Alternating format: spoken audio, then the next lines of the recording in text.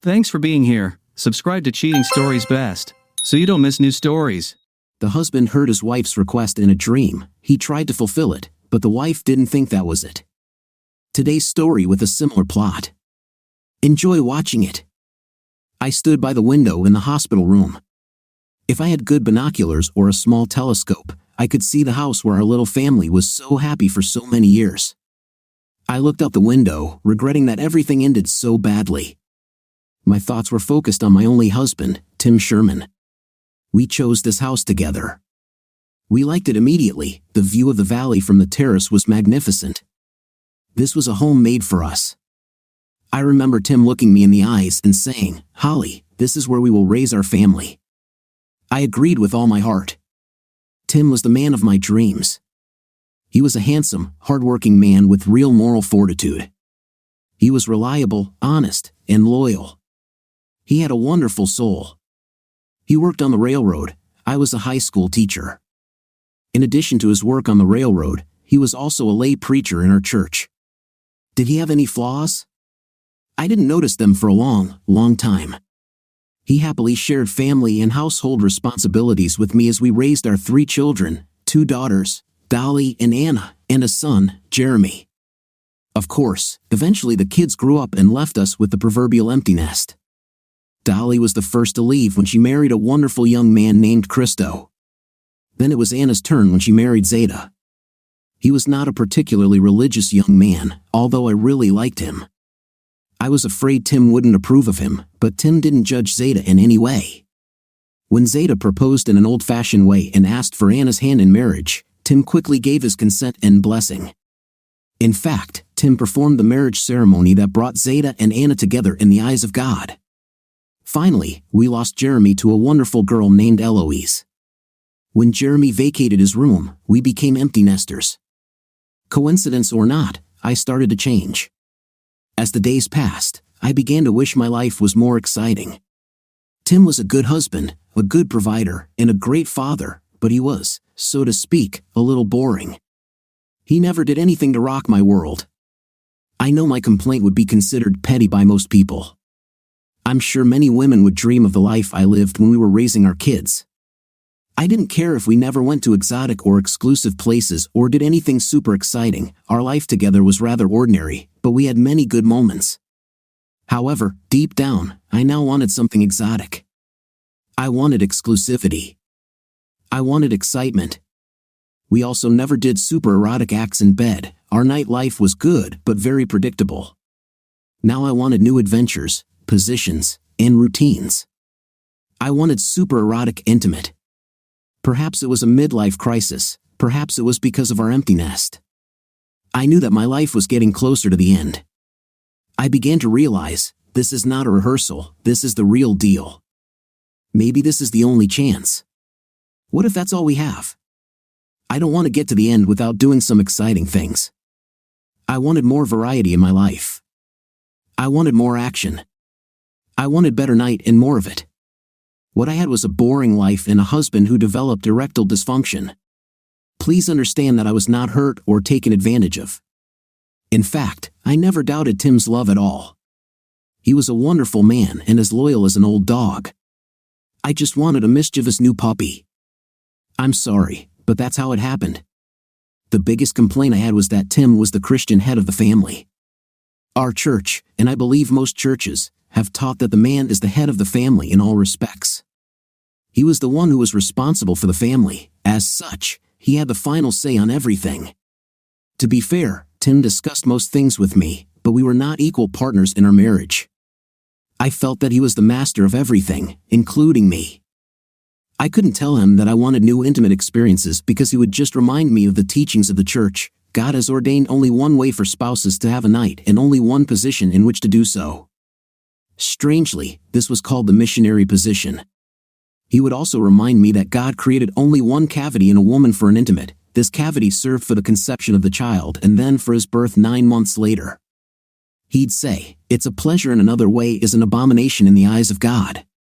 Don't get me wrong, our intimacy has been enjoyable and loving for many years, predictable but satisfying. When ED appeared, It was no longer as satisfying because of his reluctance to discuss personal and inappropriate things with another person, even with a doctor. He did not seek medical help for his ED problem. All this led to a perfect storm, which soon led to thunder and lightning. My children were gone, and my painful monthly menstrual cycle stopped too. Maybe it was a coincidence, but I began to act on my desire to get more out of life. This became a reality when I decided that I needed a motorcycle. "What do you want, Tim?" I exclaimed. "Do you know how dangerous these vehicles are, my dear? In a collision with a car, the motorcycle always loses. You are a mother. If you do not give up this idea for your own safety, think about your children. Come on, Tim. Our kids are grown and living their own lives. It's not like they need me now like they used to. I want to do something for myself for a change. I want to live on the edge, at least once a day. I need to try performing without a network. Where are you going to keep the motorcycle? There's definitely no room for it in the garage. I've already thought of everything, Tim. The Browns have agreed to let me keep it in their barn. It's only a stone's throw from our house. So you're going to take money from our joint account to buy yourself a motorbike? Don't I have a say in this? Honey, I'm glad you mentioned it, Tim. I've opened my own bank account, and I think you should do the same. From now on, I will put half of my earnings into my personal account and half into our joint account. You should do this too. Then each of us will have some money that we can spend on ourselves without the approval of the other. It looks like you're slowly but surely moving on from our marriage, Holly. Is that what it's all about? It depends on whether you let me do some things on my own or not. For example, I won't give up my Harley. Have you already bought it? Is that what I hear, Holly? You heard right, Tim. I have my own hog. Do you want to see it? I'll miss it, Holly. I think we should make an appointment with Elder Simpson to discuss our family problems. We've been together too long to just throw everything away like this. That's where we're going with your attitude, Holly. Tim, I'm not going to talk to Elder Simpson. I don't need him to quote scripture to me about the man being the boss. This may have been true when this mythical book was written, but nowadays marriage should be a joint effort. Both partners should have an equal say in everything. What happened to you, Holly? How can you call the Bible a mythical book? You of all people should know that there is no such thing as equality in everything. Things just don't work that way. Someone has to be the final authority, everyone must contribute. But ultimately, someone must be responsible for creating a solution in cases where the parties cannot agree. Why does this man always have to be a man, Tim? You know what the Bible says, Holly. Yes, Tim, I know these words. I don't think they apply to the modern world. After this conversation, Tim moved all his clothes into the spare bedroom. Everything that was left of our marriage was in grave danger. I joined a motorcycle club and began attending meetings and training sessions. I took horse riding lessons, safety classes, and even a few motorcycle repair classes there. I met Stephen Barber. He was at least 10 years younger than me. I was attracted to him, and I could tell he was interested in me too. I don't want to brag, but I look much younger than my age. When I hang out with my daughters, we are often considered sisters. I don't look old enough to be their mom. Stephen was very surprised when I told him my age, but that didn't stop him from giving me the full press. We went to many motorcycle events and picnics together. On buddy trips, we were always buddies. At that point, we only talked at motorcycle events. We were both married. My children were already grown up, but Stephen had 3 teenage children, 2 daughters and a son. Of course, we were attracted to each other and had a good time together, but that was where it ended. Stephen worked as a car salesman. I decided to trade in my old minivan for something more exciting. I talked to Stephen about this. He said he had just the right car for me. I walked into the showroom, and he showed me a bright red Mustang. I needed this. We agreed on a deal. Stephen gave me a very good deal. After the sale was completed, Stephen suggested we celebrate with lunch together. It was the beginning of a relationship that included more than just motorcycle-related activities. Over time, lunches turned into dinners. Dinners soon became something that could only be called date nights. We had to be very careful. We had to dodge. It was difficult, but the relationship developed slowly but surely. We both thought our marriages were sinking. I was especially afraid of being responsible for the destruction of his family. I didn't want to be responsible for hurting his young children. He assured me that his marriage was already over. No matter what happens between us, he will get divorced. Meanwhile, my marriage became more and more fractured. When I brought the Mustang home, the real shit hit the fan. What the hell are you trying to do, Holly? Can't you act like an adult? First a Harley, and now a Mustang. You think these things are going to make you a young girl again? Who are you, anyway? For God's sake, grow up and act like an adult. At that time, Tim told me that we would go to Elder Simpson the following week. It wasn't a choice, it was a team. Remember, wives should submit to their husbands in everything. Listen, Tim. I don't believe in this nonsense anymore. You can talk to the exalted elder all you want, but I won't go. Our children are all gone. They were the only connection that kept us together for the last year or so. If you try to force me to talk to Elder Simpson, I'll end it right now. I'm serious, Tim. Our marriage is in your hands. The next day when I returned home from work, Elder Simpson was sitting in our living room with Tim. I just turned around and walked out the door. I went to my sister's house and spent the night on her couch. The next day, I decided to move out. After Tim left for work, my sister and I drove her pickup truck to our house. It took a few trips, but I soon became a semi-permanent resident in her guest bedroom, and many of my belongings were put into storage. Most reminders of me were removed from the home I had loved so dearly over the years. Without warning, I took the first step out of our marriage. This was soon followed by additional steps. I contacted a law firm specializing in marriage and divorce issues. They assigned me a lawyer. His name was Alvin Lane. He had a degree in psychology in addition to his legal qualifications. I explained my situation to him and told him that I wanted to file for divorce. He searched my heart and mind looking for ways to save my marriage, but ultimately gave up and instructed his legal team to prepare the necessary documents. Tim called me almost every day. We talked, but neither of us backed down from our positions. After we received the divorce papers, we agreed to meet in a nearby restaurant. He was still looking for ways to save our marriage. I told him I didn't see a future for us since he didn't consider our marriage a partnership. He covered his face with his hands and said, "You accused me of extreme mental cruelty." Seriously? I thought that meant I told you that you were a terrible wife or that you weren't a good mother, something like you were a bad person and I regret marrying you, or maybe throwing curse words at you. Have I ever done any of those things?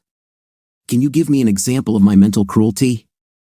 I replied, "What about wives should submit to their husbands in everything? Isn't that a mentally cruel statement, Tim?" Holly, these are not my words. Holly, if you believe in the Bible at all, you know these are the words of God. Are you divorcing me, or are you divorcing God, by the way, Holly? Holly, I have also been accused of being an overly controlling spouse. Please tell me what I did that led you to such an accusation? Well, for starters, you never let me drive the car when we went somewhere as a family. Did I ever let you drive?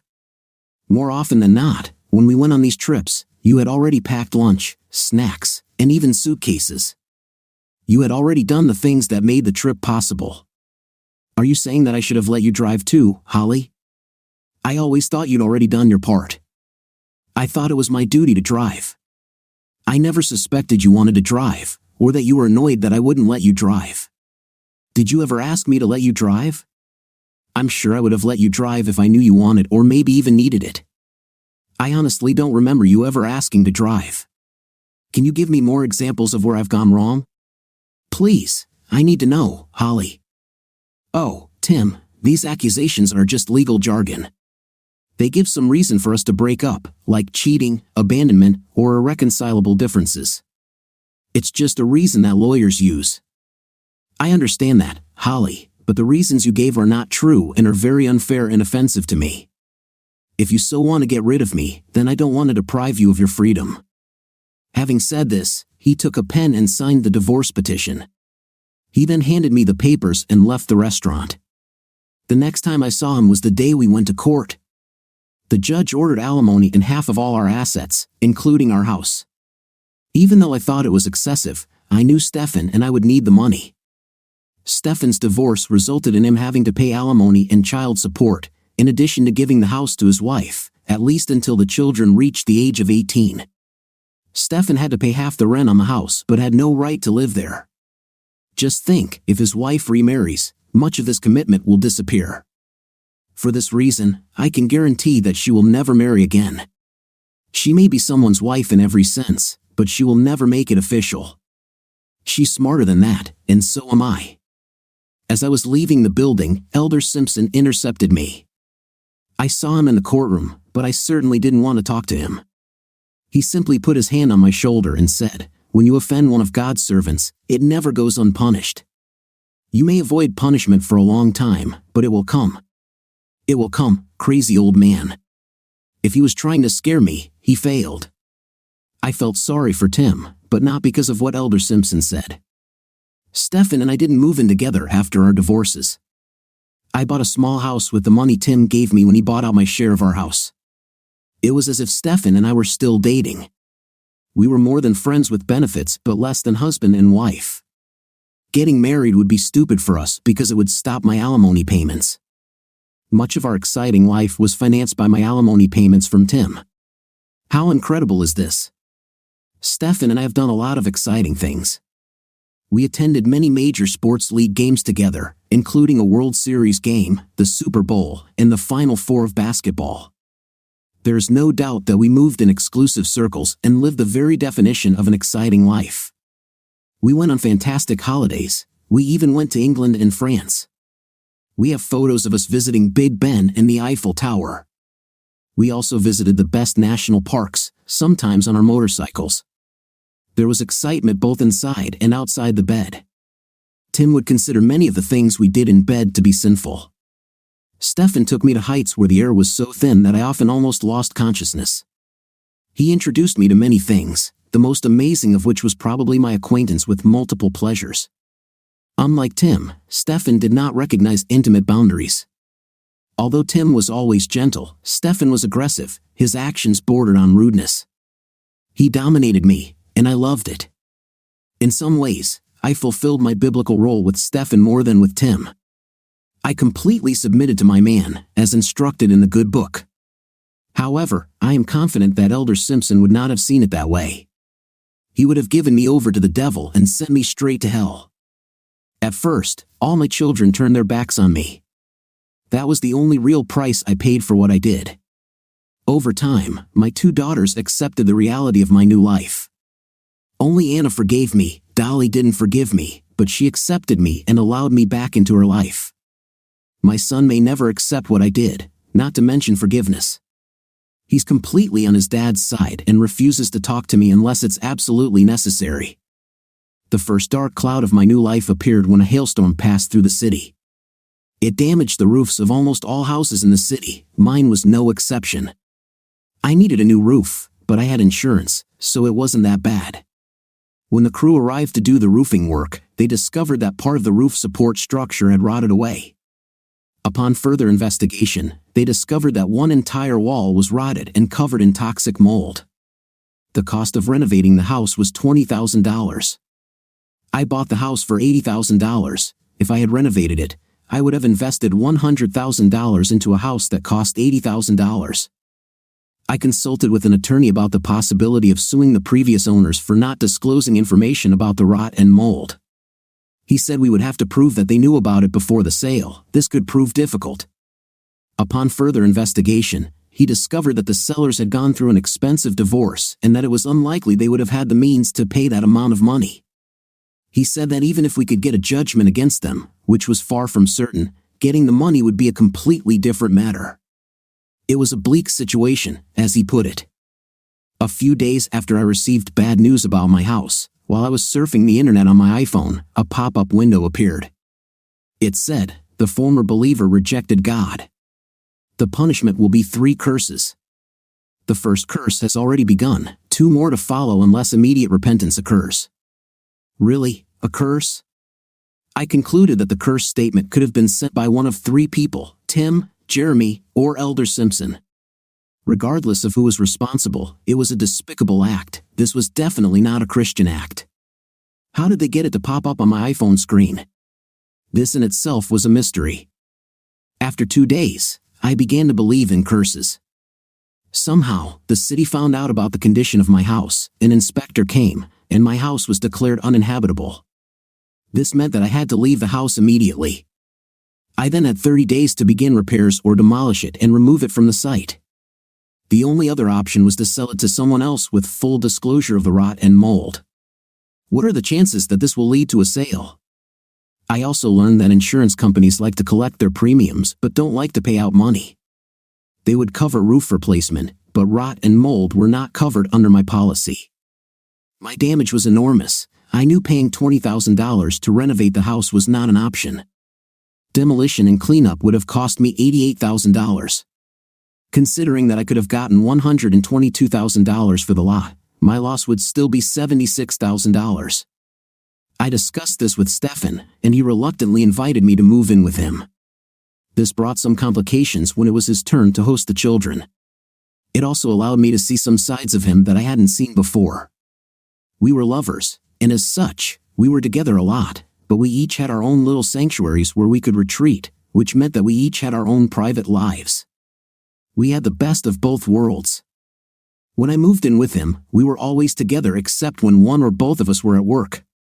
This was a completely different matter.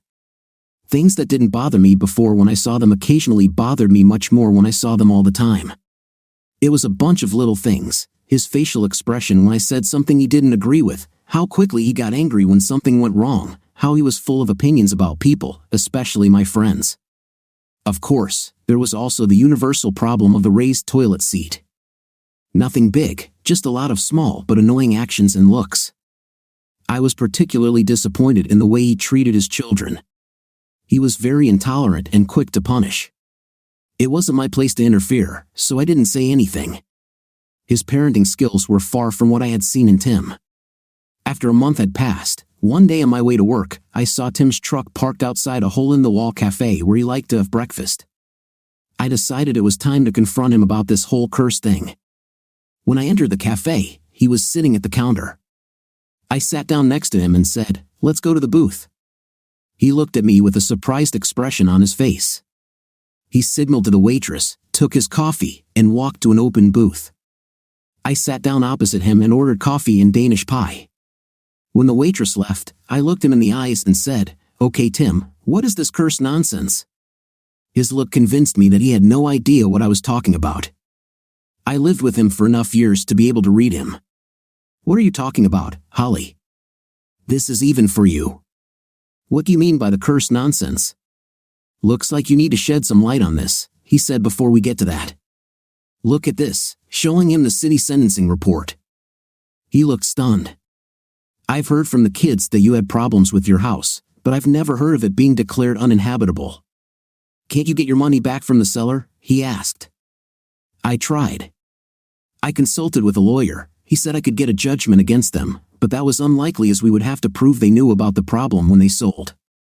Even if we got a decision, the chances of getting the money were very low. They divorced, went bankrupt, and left the area, the lawyer said.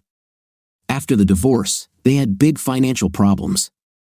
"I can understand that. Been there, been through it," Tim said. I ignored his comment and showed him the message about the curse, saying, "If you're not behind this message, then I think it must be Jeremy or Elder Simpson." "Holly, how would it help me to do anything to hurt you? I need everything to go well for you and your lover so that he will marry you, and I could start saving some of my salary. I swear to you, I don't know anything about this message. As for Elder Simpson, he died 2 months ago. How did you not see this in the newspaper? His car was hit by a train. It was all over the news. It must have been when Steph and I were abroad. I didn't follow the news from my hometown. The children told me about your trip. It must have been nice." "It's a pity I can't afford such a trip," he replied. I ignored this comment. "Looks like I need to talk to Jeremy. He must be behind this," I muttered. "Holly, he doesn't approve of what you did to me and our family, but he would never do something like that. The boy still loves you, he just can't handle the consequences of what you see." Paused. "So where did this message come from, Tim?" Do you expect me to believe that it was sent by an angel? No, I think you should pay attention to your lover's wife and his relatives. They are the ones who suffered the most from your actions. I was knocked down, but they were knocked out. His wife seemed to take it quite calmly. Tim, she doesn't seem like a vindictive person, I replied. If she accepted the loss of her husband and family without thoughts of revenge, then she is a saint, Tim replied.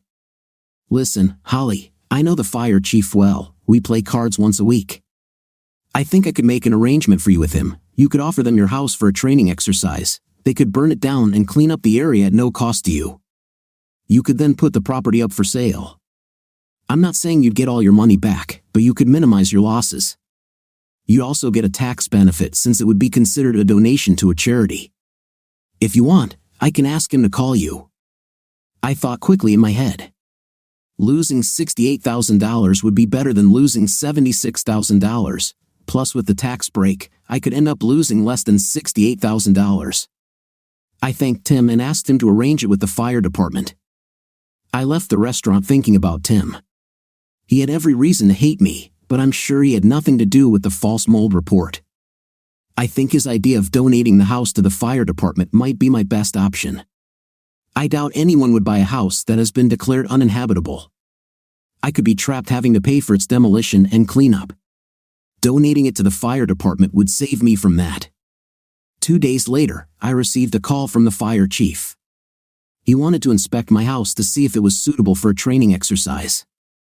He asked about the mold, and I told him the whole story. I met with him at the house, and he inspected the damaged area. Then he said he wanted a structural engineer to inspect the damaged area to see if it would be safe for his people to conduct a training exercise. The engineer arrived about an hour later and completed his inspection. He told me he would give his report to the fire chief the next day. Tim called me and said he had good news. The structural engineer's report showed that the mold in the house was not toxic. He tested it in 2 different laboratories, and both confirmed that the mold was not toxic.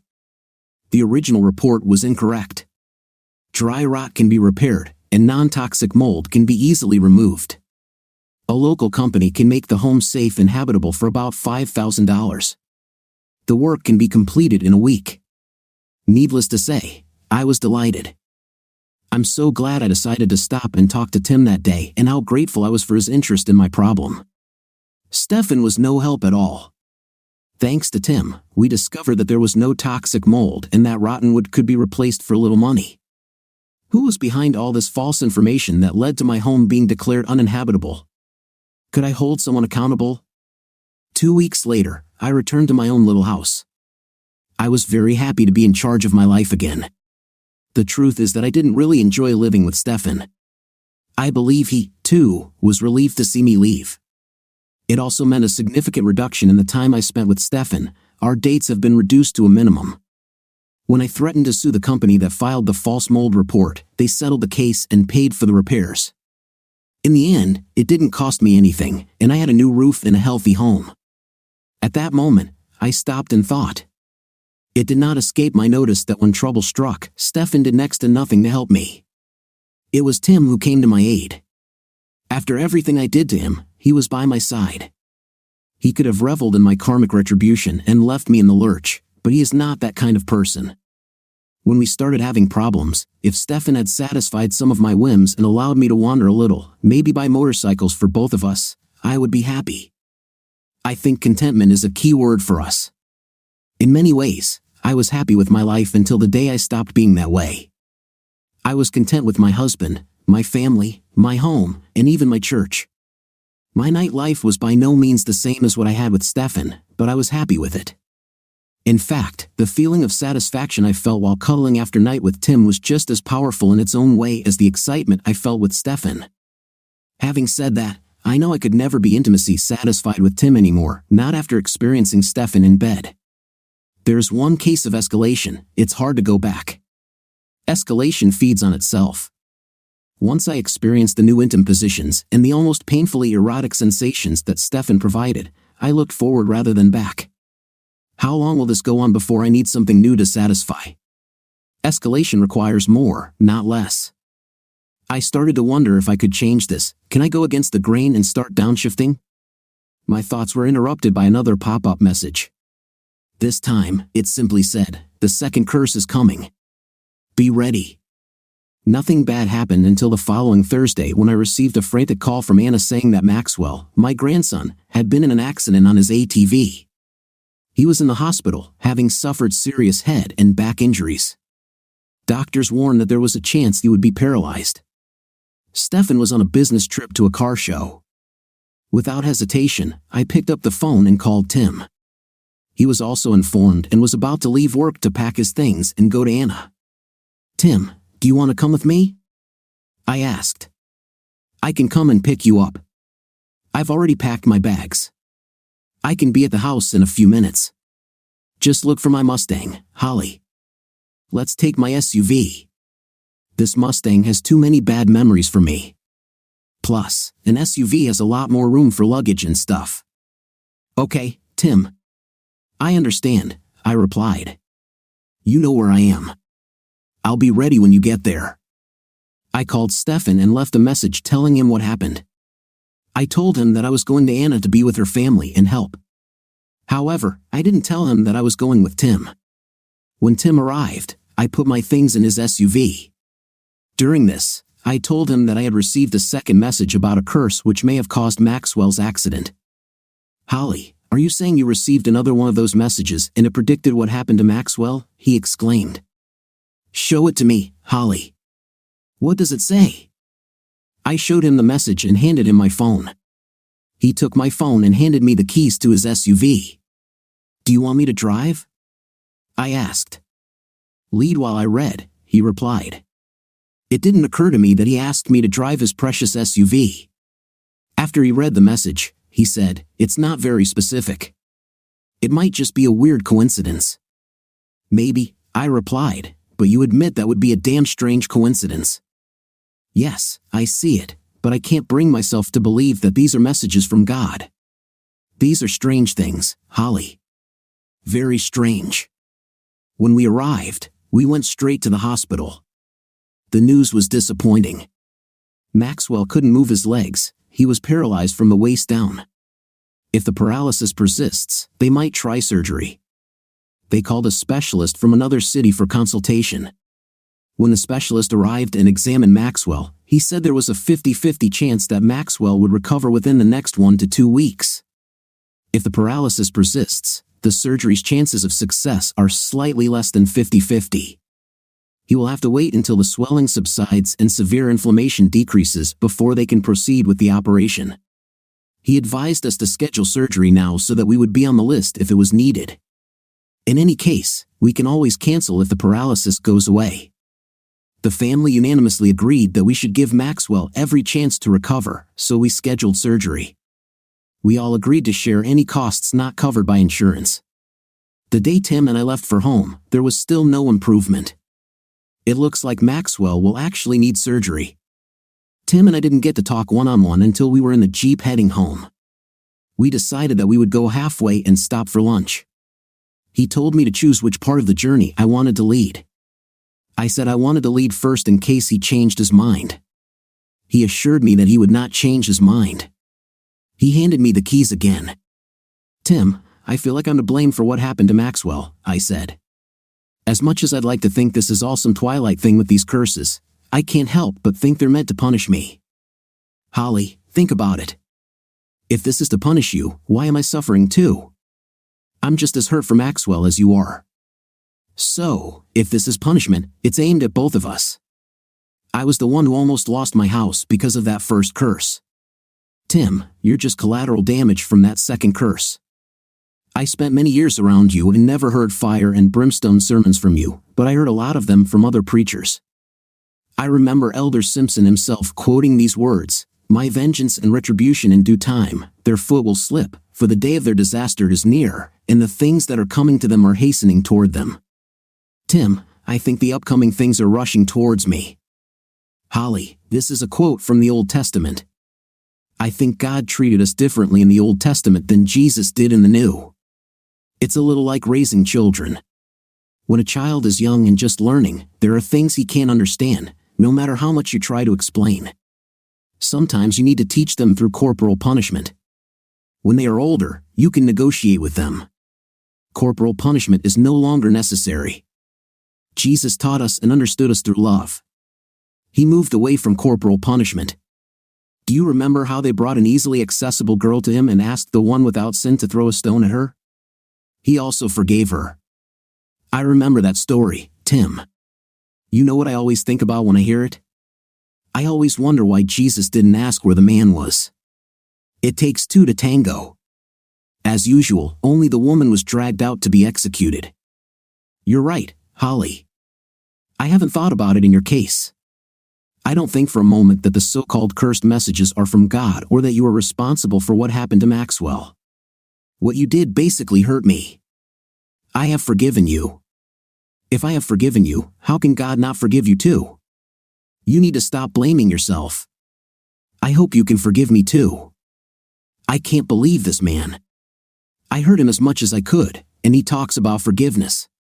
What kind of person is he? Why did I turn away from him? When Tim dropped me off at the house, I kissed him lightly on the cheek and thanked him for everything. My son still doesn't talk to me, my daughters put up with me. They were nice to me when Tim and I went to Maxwell's, they were nice to me but treated Tim with love. The difference was palpable, and I felt it. Everyone saw it. Tim went above and beyond to include me in everything. I believe Tim has truly forgiven me, his actions prove this. Ever since Tim said it was probably Stefan's ex who was sending the messages, I've been thinking about Celia. Was she behind it? Did she have the computer skills for something like that? Or was it Stefan himself? Were the two of them involved in this? I just do not know. My mind went numb. All I know for sure is that I made a terrible mistake. I wanted an exciting life, and I more than got it. I ruined the life of a good man who had proven himself reliable over the years for the excitement of a young man who offered everything I thought I was looking for. Stefan was very good in bed. Night with him was never boring. Yes, we went on exciting trips and attended exclusive events together. Never mind that we financed most of it with my alimony payments from my average ex-husband. It doesn't matter that he never proposed to me or bought me a ring. He had no intention of killing the goose that laid the golden eggs that made it all possible. However, things began to cool between us. I began to suspect that he had found someone else. What did I expect? He cheated on his wife with me when I wasn't even married to him. What could keep him from leaving our relationship? What could keep him from cheating on me? I knew the answer to this question, absolutely nothing. The weeks passed. I rarely saw Stefan. I haven't seen Tim since we returned from visiting Maxwell. Talk about an ordinary life. I admit that I was excited. I had a collection of dildos, but they didn't do much for me. So, I was pleasantly surprised to see Stefan coming up my driveway just after I got home from work. I offered to cook us dinner. He said, "Don't worry about dinner, you'll have plenty to eat. I have a pleasant surprise for you." He picked me up and headed into the bedroom. I won't lie, I was prepared for what he had in mind. We were on my bed, he warmed me up with his caresses. He didn't intend to do anything more than foreplay. I was like a firework. It wasn't like Stefan, he had never delayed things like this before. I was on the edge, I was about to grab one of my dildos when the doorbell rang. Stefan jumped up and ran to the door was without clothes. I heard him talking to someone in the living room. Why did he let someone into the house? That question was answered when the bedroom door opened, and he walked in with two other men without anything. I looked up and said, "What the hell, Stefan?" "Well, Holly, my little girl, I remembered your fantasy about something new in night. Now your fantasy becomes reality. Together, the three of us will give you an unforgettable experience." For some reason, his hatred of what Jamie had done to him turned into sympathy for this woman who went from desire and passion to hopelessness and regret. He saw me as Jamie before her fatal affair. He wanted to do for me what he couldn't do for her. He was sent by God to this devil-possessed woman I had become. We shared our lives through endless conversation that day. It continued through the simple but delicious lunch he prepared for us and dinner at a nice restaurant that evening. When he drove me home, I felt like I was with an old friend. He said he felt the same way. When we arrived at my entrance, he jumped out and opened the door for me. He left his car running as he walked me to my door. I was confused. I asked him to park his car in the garage and stay with me for the night. He said he couldn't switch that quickly. He said, "I participated in your desecration last night, and now I will be your lover tonight. I want to be your lover, but I want it to happen when you calm down and understand everything that happened." I watched him drive away, and it was like saying goodbye to my best friend. Basically, he said saved me. Yes, he participated in that intimate, but so did I. I may have become a victim as events progressed, but in the beginning, I was a willing participant. One thing is clear, I lived through my fantasy, and there was nothing left of it in my heart and brain. No more fantasies for me.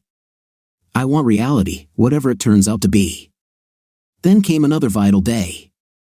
That was the day Anna called to tell me that Maxwell was improving.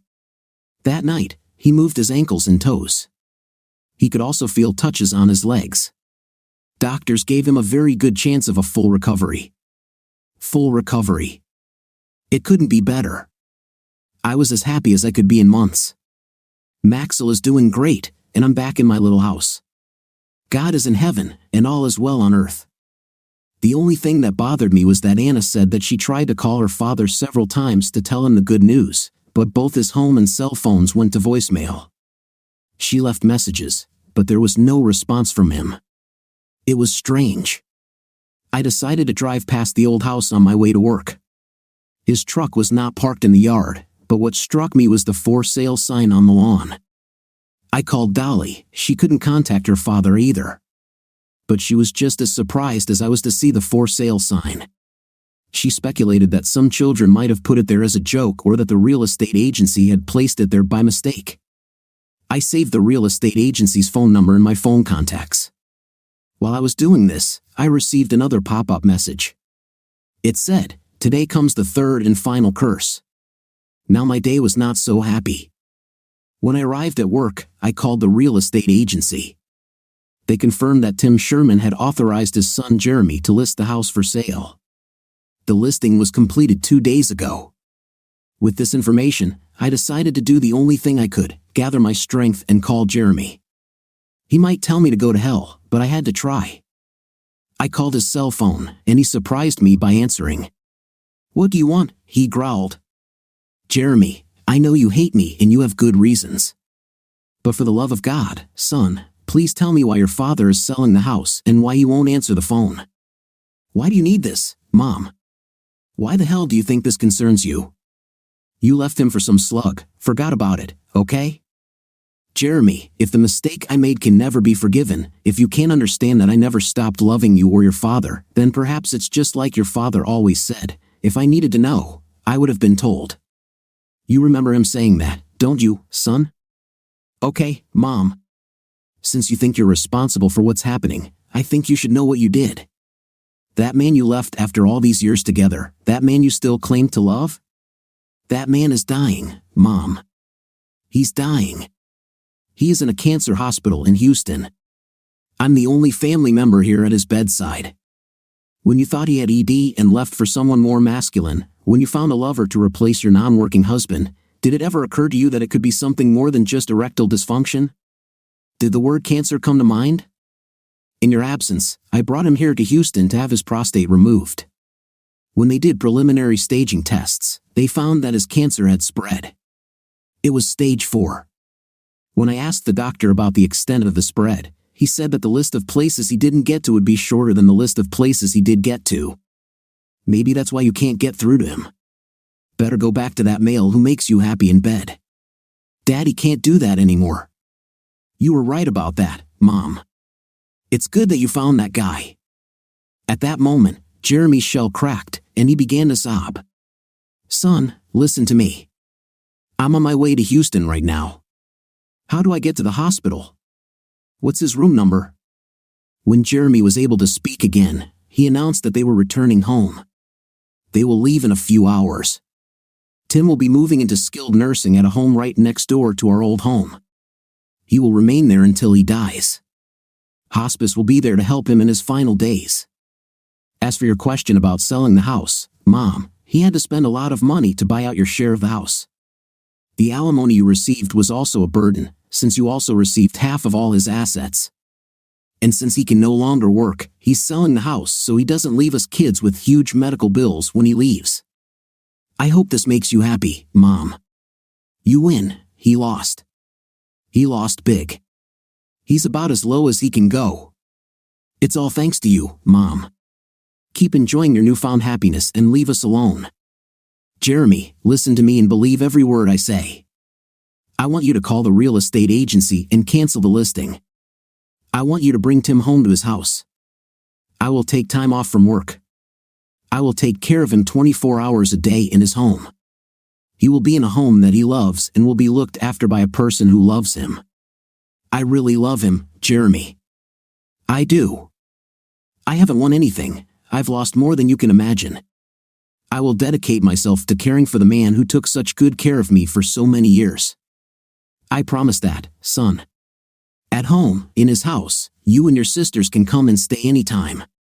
Your old rooms will be ready. I will take care of it. I suppose everything, as you said, is my fault. I know it. It is my duty to do it for him and our children. I will make sure he has everything he needs. I will use that money you mentioned to do everything I can to make him feel comfortable. Jeremy, can you do this for him? I'm begging you, son. Please help me help him. It makes sense, son. You know it does. When Jeremy calmed down, he replied, "Thank you, Mom. I was praying for something like this to happen. I was praying for a miracle. I never imagined after everything that happened that you would be the miracle. I'll make calls to the real estate agency, real estate, and long-term care facilities. I'll cancel both. I'll bring Dad home. Thanks, Mom." I was sitting on the porch swing when Tim and Jeremy pulled up to the house. I ran out to the car and opened the passenger door. I helped him out of the car and walked with him hand in hand to the porch steps. It was difficult for him to climb the stairs, but with my help, he managed. I was shocked at how weak he had become since I last saw him. He was out of breath when he finally sat down in his favorite chair. Jeremy showed me the bag of medications the hospital sent home with him. There were 3 sheets of instructions on how and when to take the medications. The first step was to make Tim comfortable. Then, I prepared snacks for him and Jeremy. After Jeremy left, Tim and I stayed together in this special house for the first time in many moons. We talked like 2 old friends who had not seen each other for many years. We had a lot to catch up on. Finally, Tim got tired and took a nap. While he was sleeping, I read all the instructions provided by the doctors. I was determined to give him the best possible care. When it was time for bed, I helped Tim into bed. He suffered from severe back pain. I rubbed the provided ointment onto the sore spot. Finally, he was able to relieve the pain and fall asleep. I climbed into bed with him. I wanted to be there if he needed anything. One night, I sensed that he was in trouble. He seemed panicked. I reached out and touched him. He looked at me, and there next to him, he grabbed my hand. He calmed down immediately. He held my hand until he fell asleep again. As the days passed, we became as close as before. We spent many happy hours reminiscing.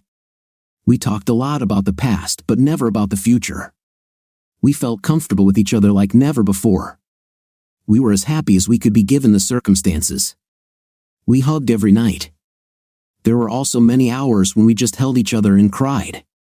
Maybe we cried for different reasons, but our tears merged into a river of pain, regret, and hopelessness. As his condition continued to deteriorate, we were forced to purchase a walker. A few weeks later, we bought a wheelchair. I knew time was running out, and I desperately wanted to take Tim to church one more time, but we needed a specially equipped van to do it. I visited a dealer who I knew sold specialty vehicles. They found a van that was exactly what we needed.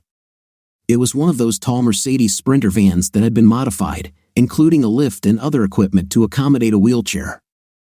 The seller was not sure if they could accept the motorcycle as payment. He went to talk to his boss about the matter. When he returned, he said that the boss was already on his way down to us, but halfway there, he turned around and returned to his office. The salesman assumed that his boss must have received an important call.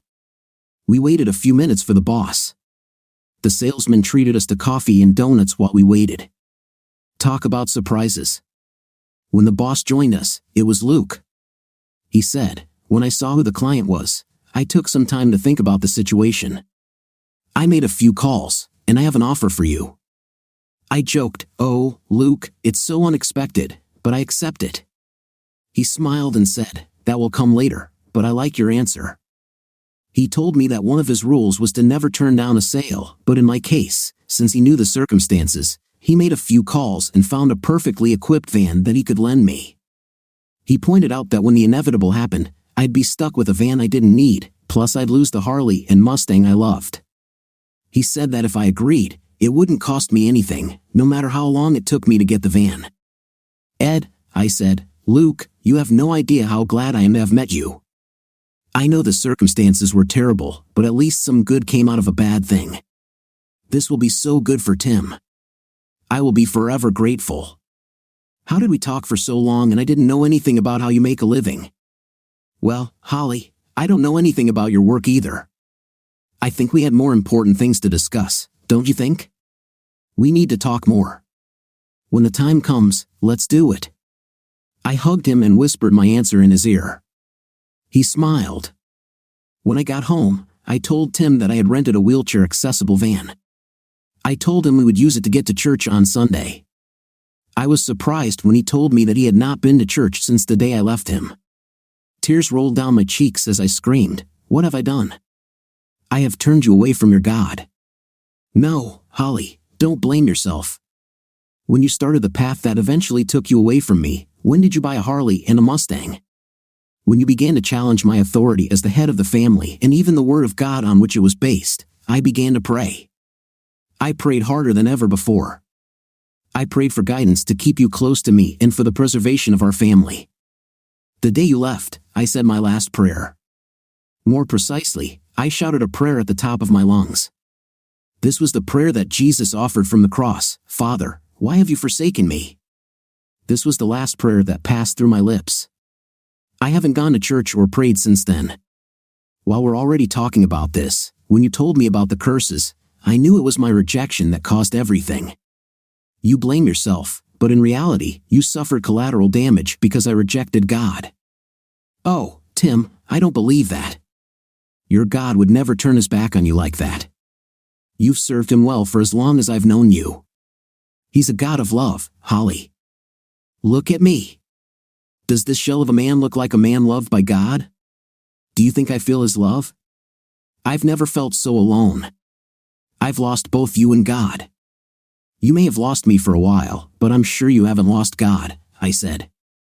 Then, out of the blue, he asked me if I was a feminist. I really didn't want to venture into uncharted waters that could be counterproductive, but I knew I couldn't ignore him. I told him that I was more of an egalitarian than a feminist. I don't know if there's such a thing, but that's what I believe in. I am for marriage equality. That evening, I prayed for the first time in a long time. I admitted to God that I don't know how he awards points for entering heaven. I stated that if I had accumulated any points for being a devoted wife for over 20 years and raising 3 fine children, I would like to have those points transferred to Tim's account. I admitted that it was my fault. Fault that he lost faith on Sunday. We actually went to church. Everyone was so happy to see us. We were received with open arms. It seemed like we never left.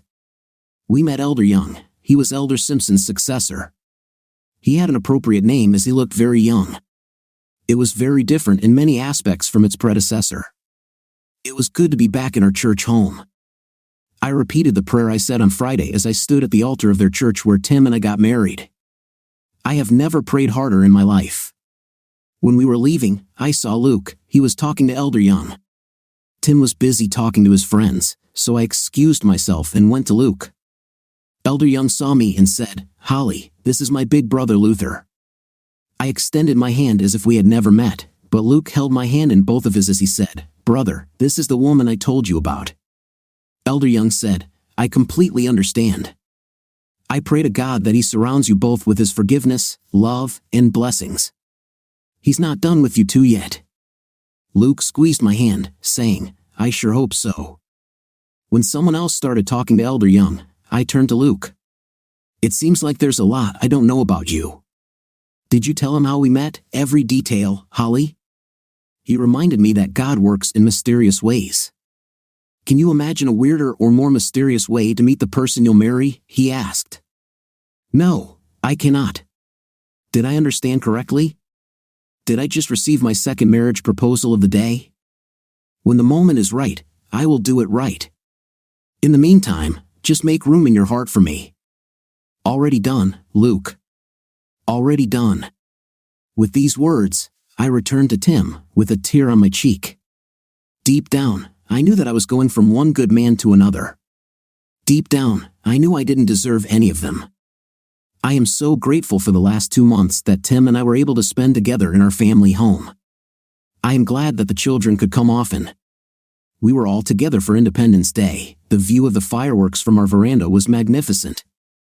It was so good to be a family again. I knew the end was near. In my thoughts, I imagined the whole family gathering at Tim's bedside in our beautiful home as he passed peacefully into the arms of his God. It wasn't like that when it happened. That night, Tim was in worse pain than ever. I gave him the maximum allowable dose of painkiller, but it didn't help. Suddenly, he couldn't breathe. He had to make every effort to take a breath, struggling so hard that his chest rose off the bed with every attempt to get oxygen. It was just the two of us. The family was unaware of this sudden development. I couldn't see him suffering like that. I went out onto the porch and called our family doctor. When he heard what was happening, he sent an ambulance to take us to the hospital. He assured me they would make Tim's last hours comfortable. I called Jeremy and told him where we were. He called the others. When I was allowed into Tim's room, he was already receiving medication through an intravenous drip. He was still having difficulty breathing, but the medication seemed to calm him down. I allowed myself to wonder if they had found a miracle cure to make him better. I read the name on the floor. It was morphine, not a miracle cure, but a much-needed source of relief. A few minutes later, he was sleeping peacefully. A few hours later, the whole family gathered at his bedside. Elder Young was there too. We were all there with him, wondering if each breath he took would be his last. It was almost as I had imagined, but not at home. Somehow, he made it through the night. It seemed like he didn't want to leave us. One of the nurses suggested we talk to him and let him know it was okay to let go. I refused to do this. It was not okay. I wanted him to be with me as long as possible. As the first rays of the sun shone through the window, I held his hand in mine and swore that I would never let go. And I didn't let go. I held it until the end of his life, which came about 15 minutes later. The alarm went off, and we all looked at the heart monitor. It showed a straight line. I stayed with Tim until they came for his body. As they carried him away, I swear I saw something leave his body and fly out the window. I ran to the window and watched it fly away.